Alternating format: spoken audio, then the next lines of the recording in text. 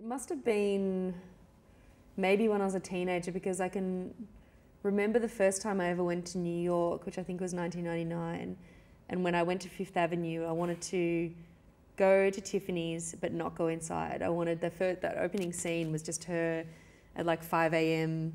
with the croissant, standing outside with this dream, you know, and I just wanted to stand outside the window like Audrey and look in, you know. It's actually just thinking... Quite subversive. There's a lot of suggestion, obviously, in the film, and, you know, it's pretty racy in terms of that suggestion from 1961.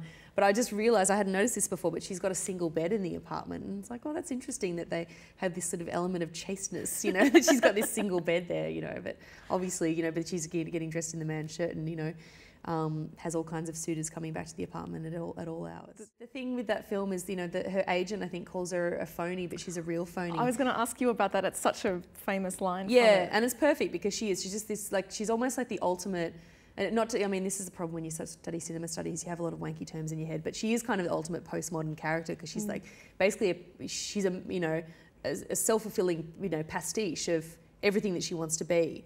But she's not really any of them. But she totally believes she's a little bit of all these people, or she'll finally get there, and that makes her those people, like that real phony thing. She actually, like, it's, you know, it makes her somewhat authentic.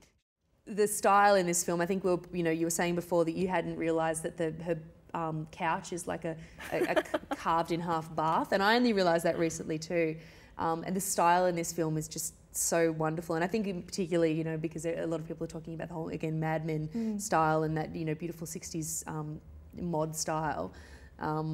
It's just, it's so beautiful to watch, and that party scene in particular, there's so many great frocks and everyone's having cocktails, and it's just, it's like, oh, I want to be in New York in the 60s and the 80s, you know.